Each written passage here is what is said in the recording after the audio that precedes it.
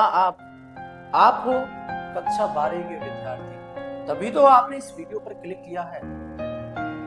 आपने अपने समय को यूं ही social media, Instagram, Facebook, Twitter के द्वारा बर्बाद किया, लेकिन अब सीरियस होकर पढ़ना चाहते हो, जून से स्टडी करना चाहते हो बोर्ड एग्जाम में 95 में स्कोर करना है ना। 95% बहुत बड़ा ड्रीम और आपकी पढ़ाई बहुत छोटी। इसको पढ़ाई को बड़ा बनाना है, समय देकर, मेहनत देकर, है ना। अब एक छोटी सी चीज बताता हूँ बेटा।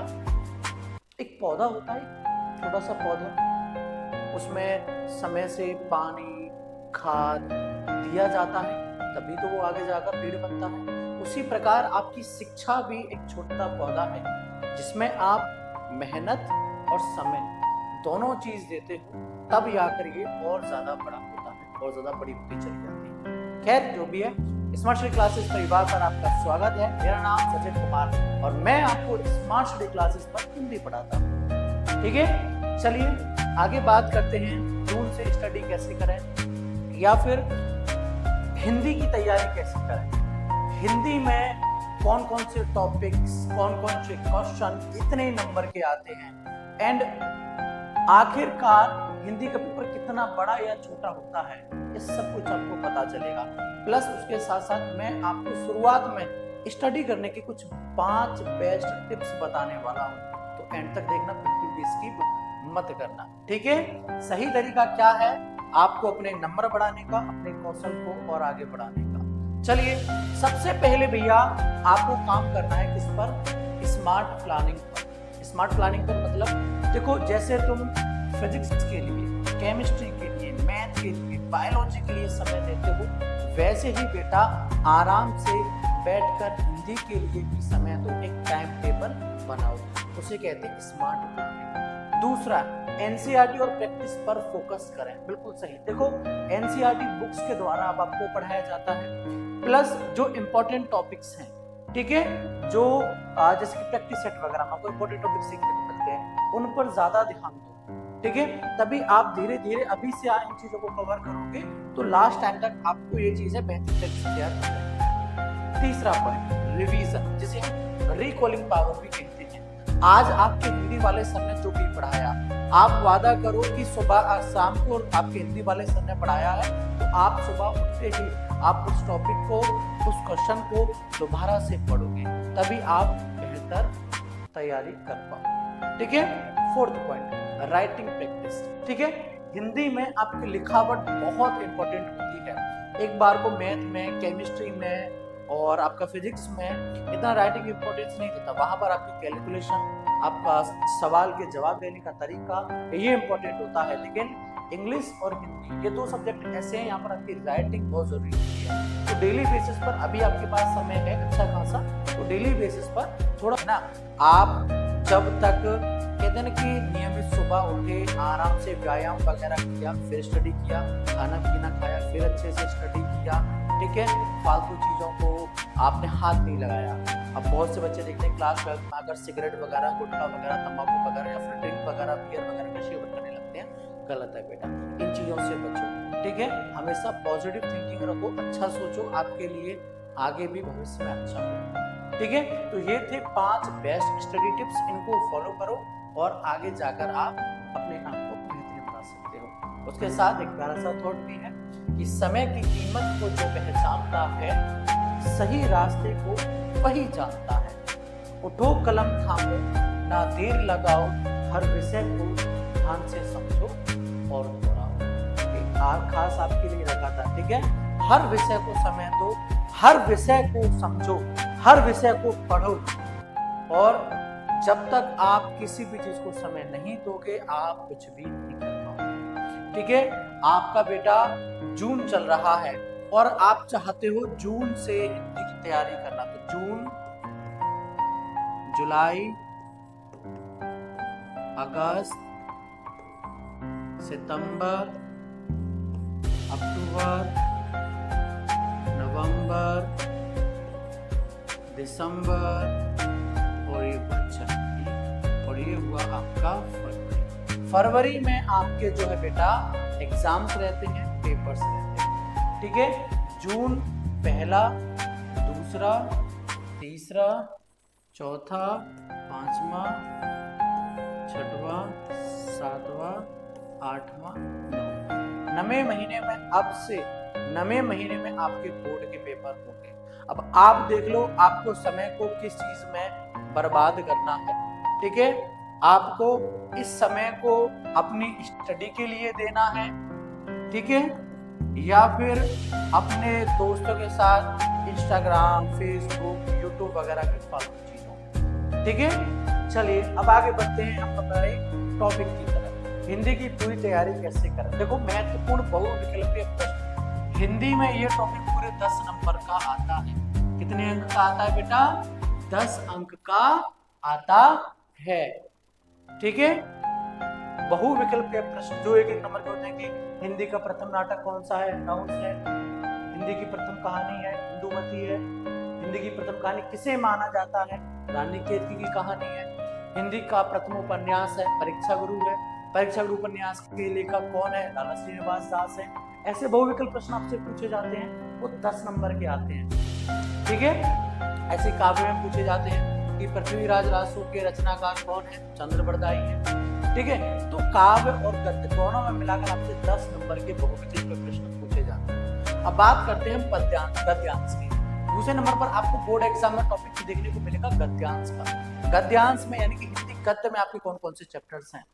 सबसे पहला चैप्टर है आपका राष्ट्र का स्वरूप, सेकंड चैप्टर है आपका अशोक के फूल, थर्ड चैप्टर है आपका बेटा भाषा और आधुनिकता, एंड फोर्थ चैप्टर है आपका तिलसी मन के संपादित अंश, एंड फिफ्थ चैप्टर है आपका रॉबर्ट नर्सिंग होम में, एंड सिक्स्थ चैप्टर है आपका निंदा। स्क्रीनशॉट ले लो इन चैप्टर्स का, ठीक है।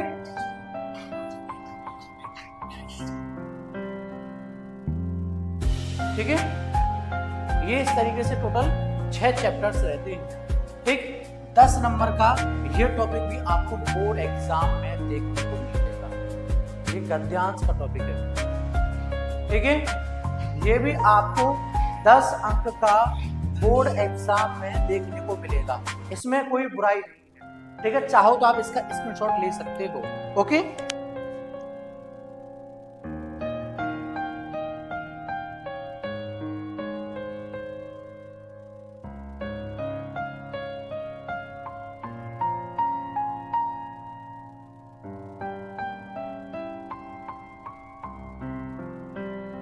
चले आगे बढ़ते हैं, ठीक है। इसके बाद आता है पद्यांश का टॉपिक। आपको नहीं पता भाई, आपके हिंदी काव्य में, हिंदी गद्य में आपको पता चल गया कि हमारे हिंदी गद्य गरिमा में ये चैप्टर रहते हैं। ऐसे ही आपके हिंदी पद्यांश में यानी कि काव्य में भी चैप्टर्स होते हैं, जिसमें पवन दूतिका, केकई का नुताप, गीत महादेवी वर्मा के, श्रद्धा मनु गीत रहते हैं, नौका विहार है, बापू के प्रति है, परिवर्तन गीत है, अभिनव मनुष्य है, पूर्वरवा, पूर्वसी, मैंने आहुति बनकर देखा हीरू सिमा। ये सभी आपके हिंदी काव्य के भी चैप्टर्स हैं। अब इनमें से आपसे पद्यांश पूछे जाते हैं, जो कि आपके बेटा 10 अंक के रहते हैं, ठीक है। तो आप अब तक देख पा रहे होंगे 10 नंबर के बहुविकल्प प्रश्न, 10 नंबर के गद्यांश, 10 नंबर के पद्यांश। अगर आप हमसे जुड़े हुए हो तो आपको पता होगा कि इन सभी टॉपिक्स को मैं धीरे धीरे आपको पढ़ा रहा हूँ। इसके बाद 4th नंबर पर आता है आपका साहित्यिक परिचय लेखक का, जो कि 5 अंक का रहता है। उसके बाद साहित्यिक परिचय कवि का, ये भी 5 अंक का रहता है, ठीक है। साहित्यिक परिचय लेखक और कवि दोनों के ही 5-5 नंबर के आते हैं। साहित्यिक परिचय, तो जिन बच्चों के मन में डाउट है कि भैया 12th में जीवन परिचय आता है, नहीं बेटा, सिर्फ साहित्यिक परिचय आता है। जीवन परिचय हम थोड़ा सा लिखते हैं, जन्म स्थान, मृत्यु, माता पिता के बारे में, बिकॉज उससे ना हमारे जो साहित्यिक परिचय लिखने का तरीका होता है उसमें 4 चांद लग जाते हैं, वो और भी ज्यादा खूबसूरत हो जाता है, ठीक है। आगे कहानी। अब आपकी हिंदी में कौन कौन सी कहानियां होती हैं? पंचलाइट, लाठी, बहादुर, ध्रुव यात्रा, ये 4 कहानियां रहती हैं, ठीक है। चारों की 4 कहानियां मैं यूट्यूब पर पढ़ा चुका हूँ। 5 नंबर की ये कहानी भी आती है, ठीक है। तो ये टॉपिक्स भी आपको पढ़ने हैं। इसके बाद खंड काव्य जो कि 5 अंक का टॉपिक रहता है। अब खंड काव्य का क्या है भाई, अपने अपने शहर अपने अपने जिले से अलग अलग आता है, ठीक है। खंड काव्य आपको पता ही होगा, नहीं पता क्या, चले। इसके बाद आपका खंड खा शुरू होगा 8वें से। यहाँ पर संस्कृत गद्यांश या फिर संस्कृत पद्यांश या श्लोक आपसे पूछे जाएंगे। इन दोनों में जो चैप्टर्स होंगे वो होंगे आत्मज्ञ एवं सर्वज्ञ, संस्कृत भाषा में महत्वम, जातक कथा, सुभाषित नानी, महामना मालवीय एंड पंचशील सिद्धांत। इन्हीं में से टोटल 14 नंबर की संस्कृत पूछी जाएगी। कितने अंक की बेटा, 14 अंक की, जिसमें से 7 अंक का संस्कृत पद्यांश का पोर्शन रहेगा और 7 अंक का रहेगा संस्कृत पद्यांश का श्लोक, ठीक है। तो ये रहने वाला है आपका इसमें। आगे मुहावरे, यहाँ से आपकी व्याकरण शुरू होगी। मुहावरे ये जो 2 नंबर का टॉपिक है, ठीक है। ईद का चांद होना, कभी कभी दिखाई देना। मोहन को सुरेश बहुत दिनों के बाद मिला तो सुरेश ने मोहन से कहा कि यार भाई तो ईद का चांद हो। ऐसे मुहावरे आएंगे। 2 नंबर पाल अपठित गद्यांश, ठीक है। ये 5 नंबर का टॉपिक है। जो बच्चों को लगता है कि संधि विच्छेद आते हैं, विभक्ति पहचान आते हैं, उन 2 टॉपिक्स को काट कर ये 5 नंबर का टॉपिक ऐड किया गया है। कुछ नहीं होता, सिंपल सी एक कहानी होती है, एक टॉपिक होता है, उसमें आपको 5 प्रश्नों को छांटकर लिखना होता है या 3 को, ठीक है। आगे महत्वपूर्ण शब्दों में सूक्ष्म अंतर, 2 नंबर का टॉपिक। महत्वपूर्ण वाक्य में त्रुटि मार्जन, 2 नंबर का टॉपिक, ठीक है। अपठित गद्यांश हमने उधर बता दिया। अनेक शब्दों के लिए एक शब्द, ये भी आपका बेटा 2 नंबर का टॉपिक, ठीक है। इसके बाद अनेकार्थी शब्द, ये भी आपका 2 नंबर का टॉपिक, ठीक है। ये 2-2 नंबर के टॉपिक से रहते हैं। लास्ट में आता है पत्र, पत्र जो कि 6 नंबर का टॉपिक रहता है। पत्र आपसे 3-4 तरीके से पूछे जा सकते हैं। वित्तीय आवेदन पत्र, या फिर बैंक से किसी व्यवसाय के लिए ऋण प्राप्त करने का आवेदन पत्र, अपने नगर या गांव की सफाई हेतु संबंधित अधिकारी को प्रार्थना पत्र, ठीक है। And at the last 17 point यानी कि निबंध, 17वें नंबर पर आता है आपका निबंध, ठीक है। निबंध आपका विज्ञान से हो सकता है, वाणिज्य, शिक्षा, कृषि, सामाजिक एवं राजनीतिक चेतना, यातायात के नियम पर आधारित, जनसंख्या के ऊपर, स्वास्थ्य, शिक्षा व पर्यावरण से संबंधित, रोजगार के ऊपर, किसी के भी ऊपर आपके पास निबंध आ सकता है। तो ये है भैया हिंदी और हिंदी के टॉपिक्स, ये भी आपके 9 नंबर के रहते हैं, ठीक है। अब आपको जून से तैयारी कैसे करनी है, आपको ये तो बता दिया मैंने भैया।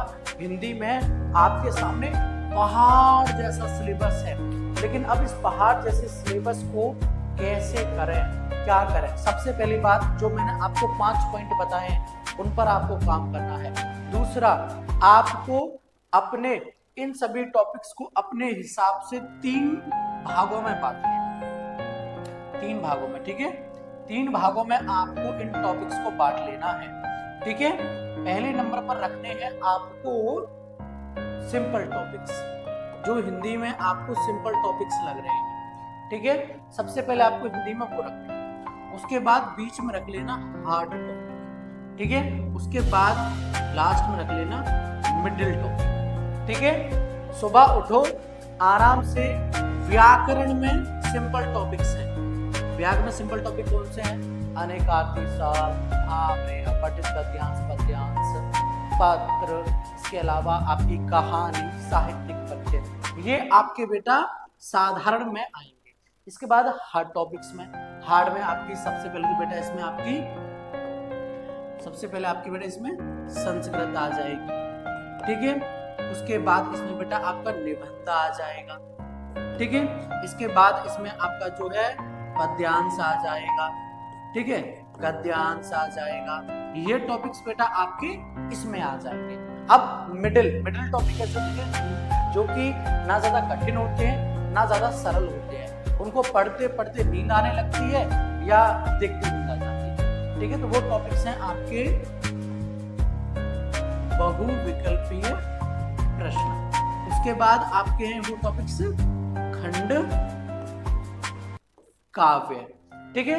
ये 2-3 टॉपिक्स ऐसे हैं जो आप मिडिल में डाल सकते हो, ना ज्यादा कठिन होते ना ज्यादा सरल, लेकिन फिर भी दिमाग की सारे नसें, ठीक है। तो ऐसे करके आपको अपने इन टॉपिक्स को बांटना है और जून से आपको धीरे धीरे स्टडी करनी है। सुबह उठो, व्याकरण के टॉपिक्स पढ़ो, दोपहर में थोड़ा सा कठिन टॉपिक पढ़ लो, रात को मिडिल टॉपिक पढ़कर आराम से सो जाओ और अगले दिन आपको इन्हीं का रिवीजन करना है। ऐसा नहीं है कि अगले दिन आपको नेक्स्ट डे आपको, है ना, अगले दिन बच्चे बहुत से बच्चे क्या करते हैं, next day next topic start कर देते हैं। आपको वो नहीं करना है। नेक्स्ट डे भी आपको जो आपने कल पढ़ा है उसका एक बार रिवीजन जरूर करना है, यानी कि एक टॉपिक को 2 दिन पढ़ना है, तब जाकर आपको वो अच्छे से तैयार होगा। ठीक है, तो हिंदी की जून से तैयारी कैसे करनी है या जून से पढ़कर हिंदी में 95% कैसे लाना है, वो चीज मैंने आपको बता दी, सिलेबस बता दिया, तरीका बता दिया, पढ़ा भी मैं दूंगा, बस अब पढ़ लेना, मेहनत करना। ठीक है,